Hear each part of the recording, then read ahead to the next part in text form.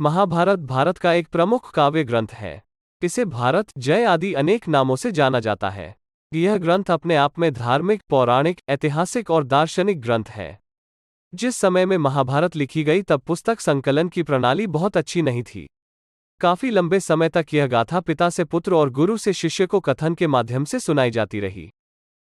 अंततः जब महाभारत का संकलन सही तरीके से किया गया, कुछ महत्वपूर्ण तथ्य इतिहास में कहीं खो गए और महाभारत के कई संस्करणों में संकलित नहीं हो पाए। आइए जानते हैं महाभारत के कुछ ऐसे विलक्षण तथ्यों को जिनसे आप आज तक अनजान हैं।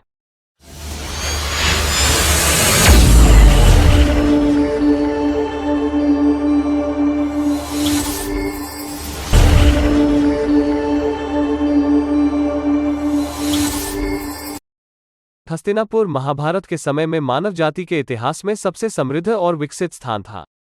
इसके पास वे सभी संसाधन थे जो एक सभ्य राज्य में शामिल होने चाहिए, जैसे बांध, कृत्रिम तालाब, सिंचाई, स्मारक, मंदिर और महान संत। हस्तिनापुर में खुदाई से 800 ईसा पूर्व में आई एक बाढ़ का सबूत मिलता है जिसने वहां की बस्ती को नष्ट कर दिया। कौशाम्बी में पाया गया PGW लगभग इसी समय का है। पुराणों के अनुसार पांडवों के वंशज बाढ़ के कारण राजधानी को हस्तिनापुर से कौशाम्बी ले गए थे। कहते हैं महाभारत के रचयिता महर्षि वेद व्यास को एक ऐसे लेखक की आवश्यकता थी जो उनके श्लोकों को भावों सहित अक्षरशः लिख सके। इसलिए उन्होंने भगवान गणेश से प्रार्थना की, जिन्होंने महाभारत को अपनी लेखनी से लिखा।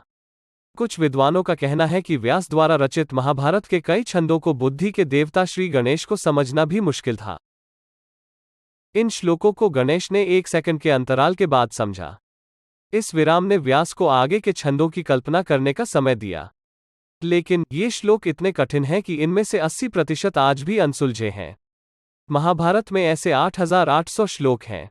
घटनाओं को याद करना और उसे इतना सटीक रूप से लिखना आधुनिक समय में पहले कभी किसी के द्वारा नहीं किया गया था।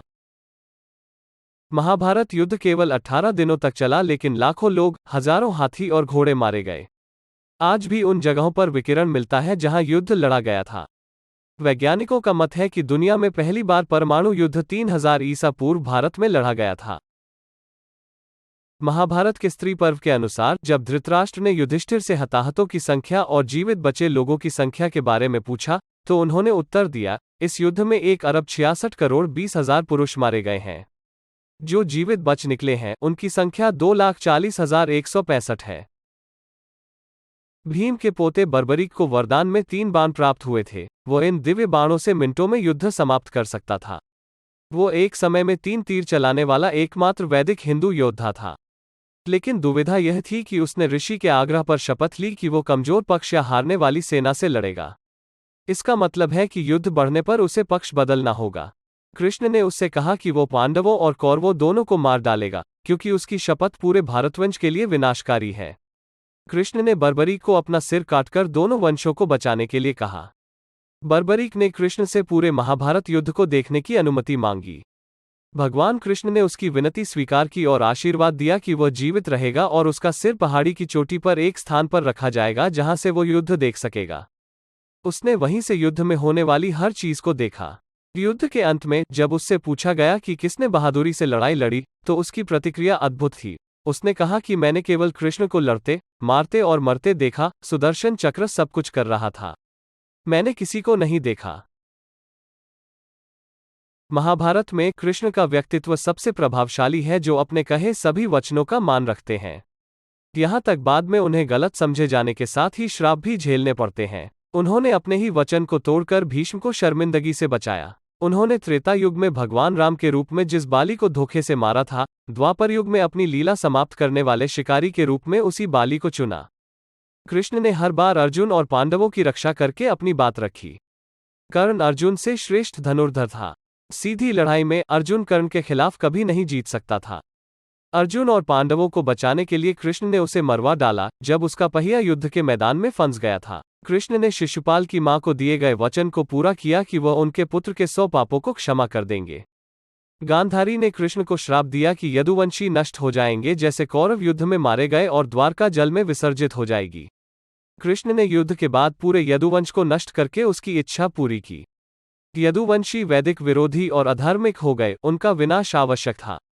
कृष्ण ने द्वारका को नदी में डुबोकर गांधारी के श्राप को पूरा किया। महाभारत युद्ध मानव जाति के इतिहास में अब तक लड़ी गई लड़ाइयों की सबसे बड़ी लड़ाई है।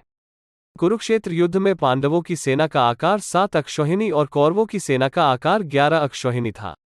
महाभारत के आदि पर्व के अनुसार एक अक्षौहिणी का वर्णन 21,870 रथों, 21,870 हाथियों, 65,610 घुड़सवार और 1,09,350 पैदल सैनिकों से किया गया है, जिसका अनुपात 1 रथ, 1 हाथी, 3 घुड़सवार, 5 पैदल सैनिक हैं। 1 हाथी, 1 रथ, 3 घोड़े और 5 पैदल सैनिक एक पट्टी बनाते हैं। 3 पट्टियां एक सेना मुख बनाती हैं। 3 सेना मुख एक गुल्मा बनाते हैं। 3 गुल्मा एक गण, 3 गण एक वाहिनी, 3 वाहिनी एक प्रथाना, 3 प्रथाना एक चामू, 3 चामू एक अनिकिनी, 10 अनिकिनियां एक अक्षौहिणी बनाती हैं। इस प्रकार गणना के अनुसार एक अक्षौहिणी 21,870 हाथी, 21,870 रथ, 65,610 घोड़े और 1,09,350 पैदल सैनिक होते हैं। पांडवों में सबसे छोटा सहदेव भविष्य के बारे में सब कुछ जानता था। वो जानता था कि एक युद्ध होने वाला है, लेकिन वो चुप रहा क्योंकि वो एक श्राप के अधीन था कि अगर उसने किसी को कुछ भी बताया तो वह मर जाएगा। नकुल और सहदेव अश्विनी कुमारों के पुत्र थे और उनकी माता माद्री थी, जबकि युधिष्ठिर यम के, भीम वायु और अर्जुन इंद्र के पुत्र थे और उनकी माता कुंती थी। ये सभी देवता कुंती के आह्वान पर आए और अपनी शक्तियां पांडु की दोनों पत्नियों के गर्भ में प्रत्यारोपित कर दी। पांडु वास्तव में किसी भी पांडव का पिता नहीं था। एकलव्य वास्तव में कृष्ण का चचेरा भाई था। वह देवश्रव, जो वासुदेव के भाई थे, का पुत्र था, जो जंगल में खो गया था और एक निषाद हिरण्यधनु को मिला था। रुक्मिणी स्वयंवर के दौरान एकलव्य अपने पिता की रक्षा करते हुए मर गया। वह कृष्ण द्वारा मारा गया था। गुरु दक्षिणा के अपने महान बलिदान के लिए कृष्ण ने एकलव्य को आशीर्वाद दिया कि वह जल्द ही पुनर्जन्म लेगा और द्रोण से बदला लेगा। बाद में जब द्रोण के शत्रु राजा द्रुपद ने द्रोण की मृत्यु के लिए यज्ञ किया तो यज्ञ कुंड में से द्रौपदी के साथ यही एकलव्य धृष्टद्युम्न के रूप में जन्मा और द्रोण का वध किया। कुछ संदर्भों से संकेत मिलता है कि विदुर के पास एक रहस्यमय और बहुत शक्तिशाली धनुष था जिसे स्वयं विष्णु ने उन्हें उपहार में दिया था। ऐसा कहा जाता है उस धनुष चलाने वाले को युद्ध में हार का सामना नहीं करना पड़ेगा। जब कृष्ण कौरवों के साथ शांति बनाने के लिए आते हैं तो दुर्योधन विदुर का इतना अपमान करता है कि विदुर ठान लेता है कि वो युद्ध में भाग नहीं लेगा और इसीलिए वो अपने धनुष को आधा तोड़ देता है। श्री कृष्ण के पृथ्वी छोड़ने के बाद पांडवों ने भी जीवन में अपनी रुचि खो दी थी। कृष्ण के वैकुंठ जाने के बाद अर्जुन आम लुटेरों से कृष्ण की पत्नियों की रक्षा करने में असमर्थ हो गया था।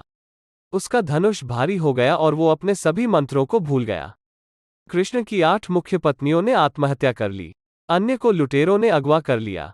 पांडवों ने एक कुत्ते के साथ स्वर्ग की यात्रा शुरू की। यात्रा के दौरान एक एक कर सभी पांडव मृत्यु को प्राप्त हुए। केवल युधिष्ठिर और एक कुत्ता ही स्वर्ग तक पहुंच पाए थे। बाद में पता चला कि स्वयं यमराज कुत्ते के रूप में उनकी परीक्षा लेने उनके साथ चल रहे थे। ऐसी ही ज्ञानवर्धक और मज़ेदार वीडियोस देखने के लिए हमारे चैनल को सब्सक्राइब करें और बेल आइकॉन को प्रेस करना ना भूलें।